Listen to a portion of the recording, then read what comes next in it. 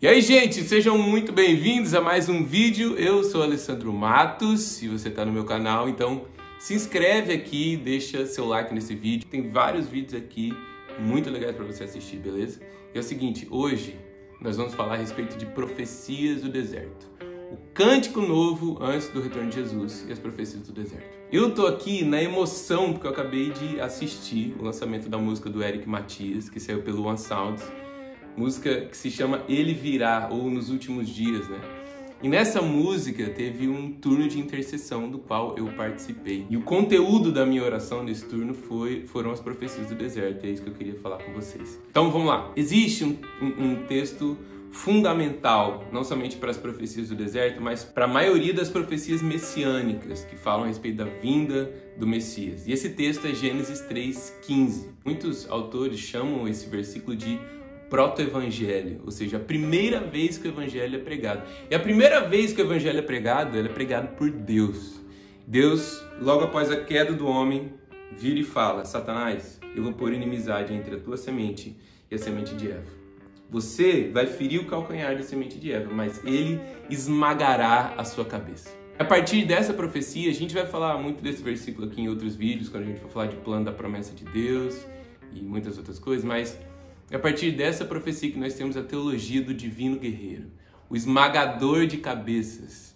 Porque não está falando que simplesmente um descendente de Eva vai matar o diabo, mas a cabeça da serpente ser esmagada quer dizer que os efeitos da queda, do pecado, da entrada do pecado na criação vão ser revertidos. Então, logo após a queda do homem, Deus está fazendo uma promessa de restauração ao plano original. Eu vou levar vocês de volta à minha presença no Éden. Eu vou esmagar, através de um descendente de Eva, a cabeça da serpente. Essa expectativa por um homem que levaria a humanidade de volta à presença de Deus no Éden é o que dá centro coesivo da Bíblia, a linha pela qual as Escrituras seguem. Esse texto é muito importante ser citado antes de falar das profecias do deserto, porque as profecias do deserto relatam a visão mais gráfica do retorno de Jesus que se pode ter nas Escrituras. Inclusive, o Joel Richardson, no livro que se chama Do Sinai a Sião, o subtítulo que ele coloca nesse livro é A História Não Contada do Retorno Triunfante de Jesus. Nesse livro ele fala principalmente a respeito das profecias do deserto. E elas começam a ser desenroladas a partir de um texto em Deuteronômio 33, que é conhecido como a Bênção de Moisés. Em Deuteronômio 33 é o primeiro texto categorizado como uma profecia do deserto. Existem alguns pontos que são destacados nesse texto. Deus vindo do Sinai.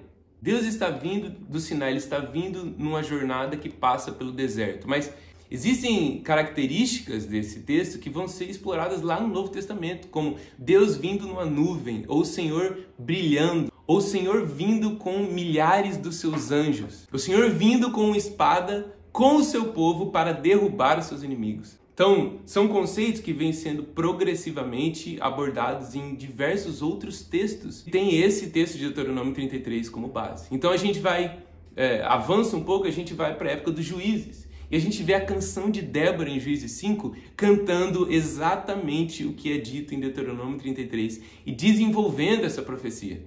Ela fala dos montes tremendo, de sinais acontecendo enquanto Deus está marchando no deserto. Depois disso, a gente tem o grande salmo processional de Davi, o Salmo 68, e nós vemos mulheres tocando instrumentos, fazendo parte dessa procissão. O verso 1 ao 3 do Salmo 68 diz assim: Fugirão de diante dele os que o odeiam, como se impele a fumaça, assim tu os impeles, assim como a cera derrete diante do fogo, assim pereçam os ímpios diante de Deus. Mas alegrem-se os justos e se regozijem na presença de Deus e folguem de alegria. O verso 8 diz: A terra abalava-se e os céus destilavam perante a face de Deus. Até o próprio Sinai foi comovido na presença de Deus, o Deus de Israel. Em comparação a Juízes 5, o versículo 4 e 5 diz assim: A terra estremeceu, até os céus gotejaram. Até as nuvens gotejaram águas, os montes se derreteram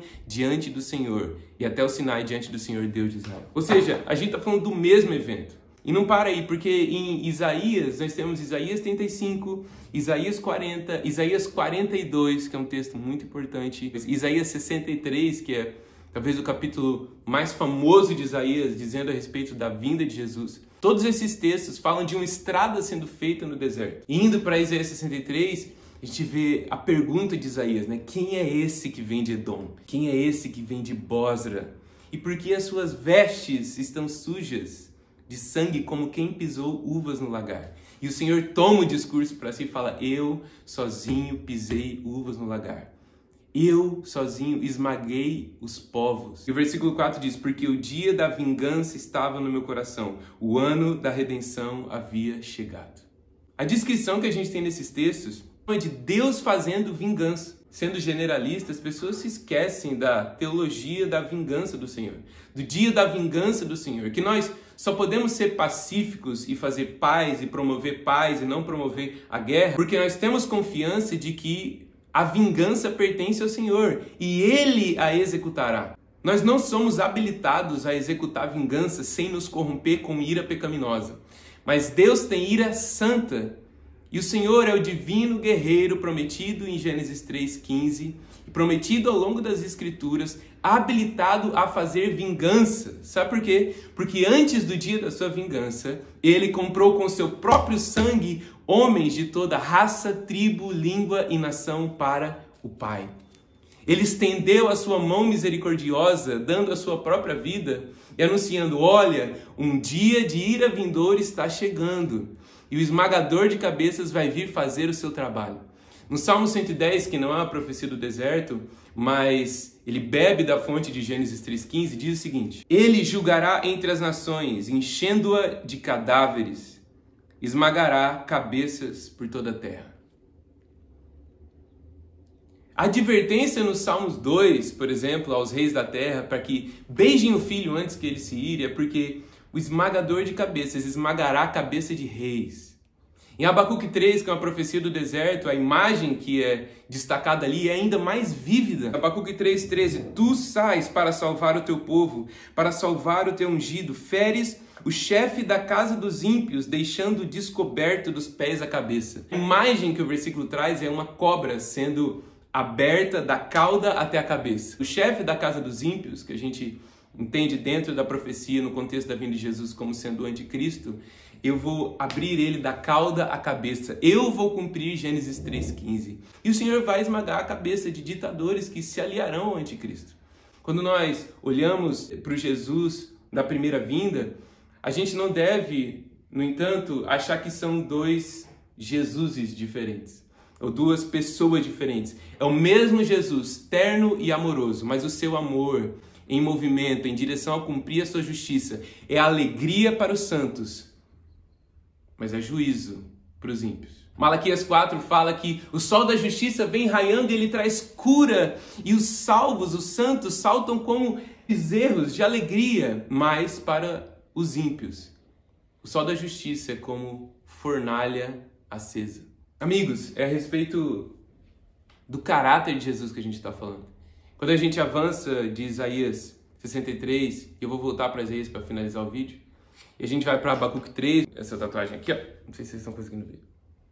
É Abacuque 3, versículo 4, que fala, o seu resplendor é como a luz e raios brilham da sua mão, e o seu poder se esconde ali. No contexto das profecias de Deus vindo do deserto e um homem vindo do deserto, esse homem é Deus vindo do deserto, libertar Israel, libertando o seu povo ao longo do caminho, no contexto da grande tribulação, no contexto de perseguição a Israel, liderada pelo anticristo e seus aliados. E a descrição é de Jesus vindo, marchando do deserto. Apocalipse 19 confirma o que Isaías 63 falou, com um manto manchado de sangue. E raios saem da sua mão, Abacuque 3 fala, os montes antigos se derretem e se curvam a ele como reconhecendo o seu senhorio. A praga vai à sua frente e a peste o segue, como nos sinais miraculosos que Deus demonstrou libertando o seu povo do Egito. O texto de Abacuque termina de uma forma que é uma música muito famosa que a gente canta, mas não sabe o contexto em que ela está inserida. Ainda que a figueira não floresça, ainda que não haja fruto na vide, ainda que o produto da oliveira minta, não haja ovelhas nos currais, todavia eu me alegrarei no Senhor. A visão da vinda de Jesus é suficiente para produzir em nós alegria para suportar os dias de grande pressão como nunca houve antes. Ainda que tudo dê errado, ainda que as coisas não melhorem, fiquem melhores e incríveis, ainda que exista muita coisa terrível para acontecer antes de olhar Jesus nos olhos, eu me alegrarei no Senhor. Porque a revelação, a visão do dia da sua vinda atingiu meu coração. E eu posso suportar o que vier se essa visão for o meu telos. Se essa visão for o meu objetivo. Se é lá que nós vamos chegar, qualquer coisa pode acontecer. Eu me alegrarei no Senhor. Para terminar o nosso vídeo, em Zacarias 14 ainda vai ser descrito um monte das oliveiras abrindo no meio. Mas eu quero terminar voltando para Isaías 42. Isaías 42 começa conclamando que um cântico novo seja cantado nas nações. Que um cântico novo seja cantado nas ilhas, que um cântico novo seja cantado no topo dos montes e que um cântico novo seja cantado no deserto. Por aqueles que habitam em Quedar. Quedar hoje fica na região da Arábia Saudita. Está falando que um cântico novo vai subir de cada uma das regiões da terra, inclusive do meio do deserto, de um vilarejo saudita. Salmo 96 e o Salmo 98 também começam conclamando: cantem um cântico novo ao Senhor. E os dois salmos terminam da mesma forma, porque Ele vem julgar a terra. Esse cântico novo a gente vê reverberando até Apocalipse 5, quando João contempla o culto celestial e ele vê que lá está sendo cantado um cântico novo ao Senhor. Digno é o Cordeiro de abrir o livro e desatar os selos, porque Ele comprou para Deus homens de toda tribo, língua e nação com seu próprio sangue. Amigos, um cântico novo vai subir das nações. E esse cântico novo é suscitado pelo próprio Jesus. Um cântico de paixão, um cântico de saudade sendo levantado nas nações, nas regiões mais remotas, nas regiões mais inóspitas e mais improváveis. No meio de um vilarejo árabe, de maioria muçulmana, Maranata vai estar subindo. Alguém levou essa mensagem até lá e é por isso que o evangelho do reino será pregado como testemunho a todas as etnias, então virá o fim. E a resposta do Senhor é o cântico novo que sobe das nações, até mesmo do meio do deserto, deserto esse pelo qual ele vai marchar em direção a Jerusalém. A resposta do Senhor, versículo 13, o Senhor sairá como valente, despertará o seu zelo como homem de guerra, divino guerreiro, clamará e lançará forte grito de guerra e mostrará sua força contra os seus inimigos. Por muito tempo me calei, ele diz. Estive em silêncio e me contive, mas agora darei gritos como mulher que está dando à luz. E ao mesmo tempo ofegarei e estarei esbaforido. Devastarei os montes e as colinas e farei secar toda a vegetação. Tornarei os rios em terra firme e secarei os lagos. Guiarei cegos por um caminho que não conhecem. Farei com que andem por veredas desconhecidas e tornarei as trevas em luz diante deles. E aplanarei os caminhos ásperos. Essas coisas lhes farei e nunca os abandonarei. Deus vai suscitar um cântico novo nas nações. E Ele vai responder esse cântico, se levantando como um homem de guerra. El Gibor, Deus guerreiro.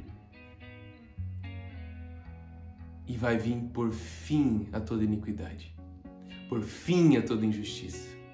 O Senhor está tão envolvido com as suas entranhas, com seu plano, que Ele vai gritar como uma mulher que dá a luz.